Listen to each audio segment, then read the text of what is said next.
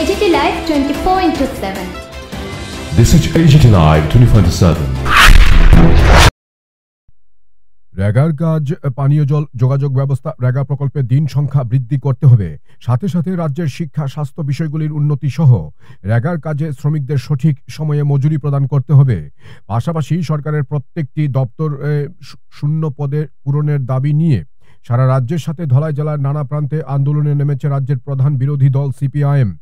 27 ফেব্রুয়ারি আমবাসা ব্লকের বাগমারা বাজারে সূচি অনুযায়ী দলের পক্ষে মিছিল এবং পথসভার অনুমতি নেওয়া হয় দলের পক্ষ থেকে। এদিন সিপিআইএম নেতাকর্মীরা দাবিগুলি নিয়ে মিছিল শুরু করতে গেলেই শাসক দল এবং মথার পক্ষ থেকে বাধা দেওয়ার অভিযোগ উঠেছে। এমনকি মিছিলে অংশগ্রহণ করতে আসা সিপিআইএম সমর্থকদের সাথে তর্ক বিতর্কে জড়িয়ে যায় বিজেপি এবং মথার নেতাকর্মীরা। এদিন সিপিআইএম কর্মীদের উপর হামলা মারপিট করা হয়েছে বলে জানান সিপিআইএম সম্পাদক Anjan Das. Report AGT Live 24/7। জেলা কমিটির পক্ষ থেকে অভিনন্দন জানাচ্ছি। আজকের আমাদের এই সভায় রাস্তাগুলোকে অবিলম্বে সংস্কার করতে হবে, গ্রাম পাহাড়ে পানীয় জলের ব্যবস্থা করতে হবে, রেগার মজুরি 600 টাকা করতে হবে। ব্যর্থতা আমরা লক্ষ্য করে দেখছি। এই ব্যর্থতার সাথে আমরা বাগমারা ও লালছড়ি ভিলেজেই আমরা জনজীবন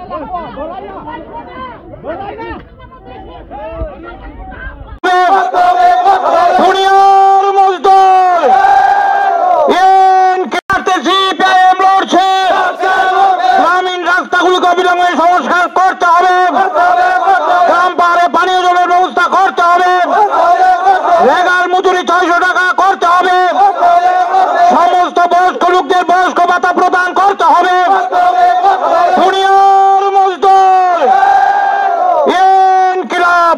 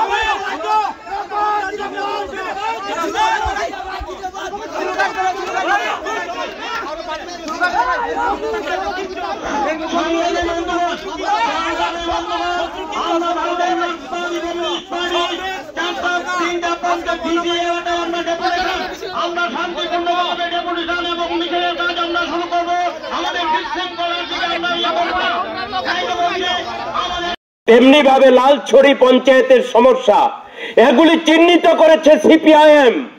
বিগত 7 বছরের বিজেপি আইপিএফটি তীব্র মাথার এই সরকারের আমলে দুর্নীতি ছাড়া কাজ হয় না। মানুষের বিভিন্ন সমস্যা দিনের পর দিন প্রকট হচ্ছে। তাই সিপিআইএম বলরাম অঞ্চল কমিটি দাবিগুলি চিহ্নিত করে আজকে গ্রাম পঞ্চায়েত ভিলেজ কমিটির কাছে গণ ডেপুটেশনের সিদ্ধান্ত নিয়েছে। এই কর্মসূচির জন্য আমবাসা রক্ষা দপ্তরের কাছ থেকে প্রয়োজনীয় অনুমোদন নিয়েছেন এবং তার ভিত্তিতে ভিলেজ কমিটি গ্রাম পঞ্চায়েতের যারা দায়িত্বপ্রাপ্ত সরকারি কর্মকর্তারা আছেন তাদের কাছ থেকে অনুমতি নিয়েছেন গণ ডেপুটেশন সংগঠিত করবার জন্য, প্রতিনিধিরা দাবি সনদ দিয়ে স্মারকলিপি প্রদান করবার জন্য। আজকে তো আমরা দাবি উত্থাপন করিনি যে মুখ্যমন্ত্রী মানিক সাহাকে পদত্যাগ করতে হবে। আমরা দাবি উত্থাপন করি না মথার নেতা যিনি মন্ত্রী হয়েছেন একজন ফুল মন্ত্রী, একজন হাফ মন্ত্রী, তাদের পদত্যাগ করতে হবে। আমরা জনগণের দাবি নিয়ে লড়াইয়ে নেমেছি। এগুলি জনগণের প্রতিদিনকার সমস্যা। এই সমস্যা নিয়ে মিছিল শুরু করার মুহূর্তেই তিপ্রা মাথার বন্ধুরা লাঠি, ইট পাটকেল নিয়ে আমাদের মিছিলে আক্রমণ শুরু করে দিল। এটা কোন গণতন্ত্র? ত্রিপুরায় আজকে গণতন্ত্র নেই। গণতন্ত্র রক্তাক্ত, গণতন্ত্র বিপর্যস্ত। ডক্টর মানিক সাহার নেতৃত্বে, বিজেপি আইপিএফটি তিপ্রা মাথার নেতৃত্বে ত্রিদলীয় সরকার চরম ব্যর্থতার সরকার। এই সরকারের আমলে গণতন্ত্র যেমন নেই, তেমনি উন্নয়নে বলে কিছু নেই।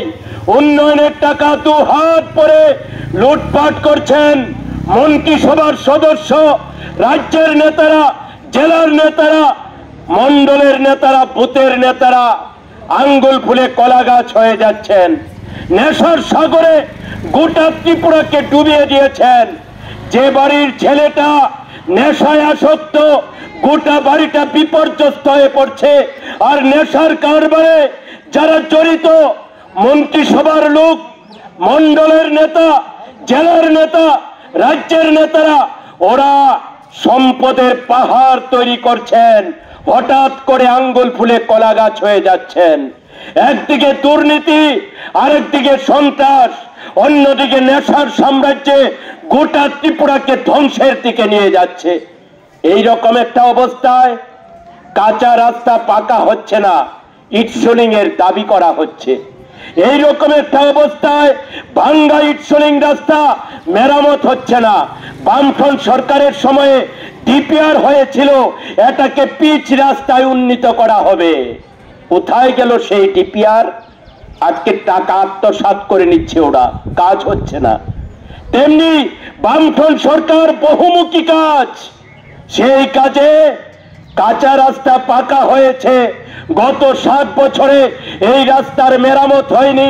মেরামত হলেও নামকা ওয়াস্তে কাজ হয়েছে, বড় টাকার গায়েব হয়ে গেছে মন্ডলের নেতার, বিজেপি তিপ্রা মাথা আইপিএফটির জনপ্রতিনিধিরা।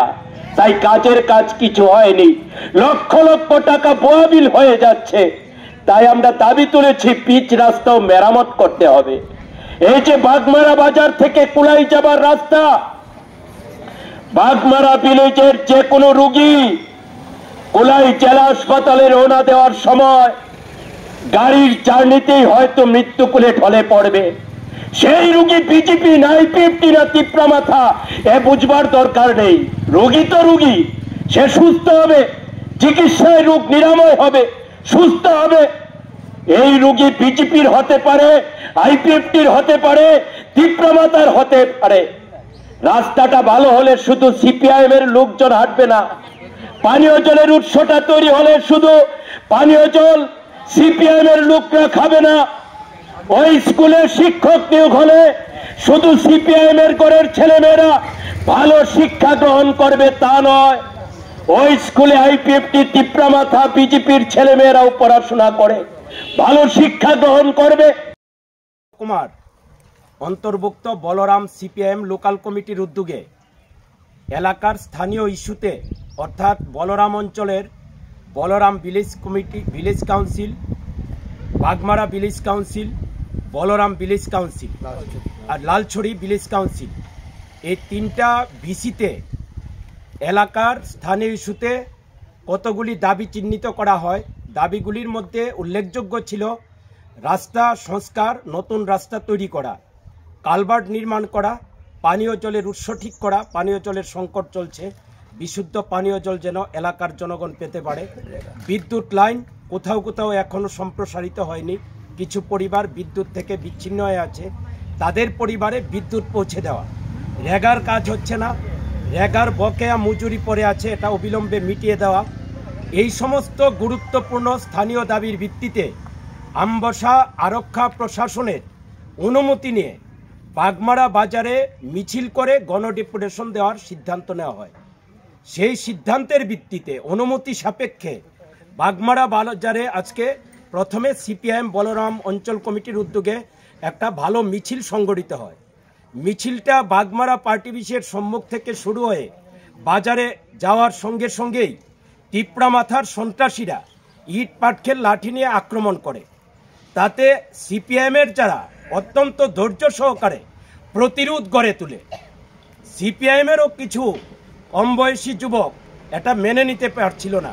সিপিএম নেতৃত্বরা তাদেরকে ধৈর্য ধরার জন্য আহ্বান জানান, তারা কথা শুনেন এবং সেই সময় পরিস্থিতি বুঝে টিপরা মাথার সন্ত্রাসীরা পালিয়ে যেতে বাধ্য হয়।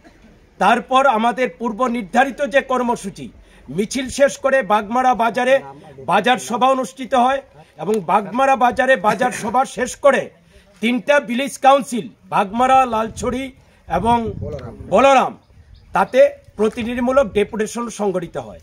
আমরা এই ঘটনায় আমবাসা মহকুমা কমিটি, বলরাম অঞ্চল কমিটি সবাই তীব্র ধিক্কার জানাচ্ছে, নিন্দা জানাচ্ছে। জনবিচ্ছিন্ন টিপরা মাথা এই সমস্ত সন্ত্রাসী পথ থেকে সরে আসুক। গণতন্ত্র পুনরুদ্ধারের সংগ্রাম গোটা রাজ্যে তেজি হচ্ছে। হাজার হাজার মানুষ নতুন করে লাল ঝান্ডার প্রতি আস্থা প্রকাশ করছেন। কাজেই এটা কিছুদিনের মধ্যেই গোটা রাজ্যে এটা আরো বেগবান হবে, আমাদের এলাকায়ও বেগবান হবে। তাই আমরা জনগণের কাছে বিনম্র আবেদন করব যে আগামী দিনে গণতন্ত্র পুনরুদ্ধারের সংগ্রাম, কাজ খাদ্যের দাবি, স্থানীয় দাবিতে যে গণ আন্দোলন শুরু হয়েছে তাকে আরো শক্তিশালী করবার জন্য লাল পতাকার তলে সামিল হবেন।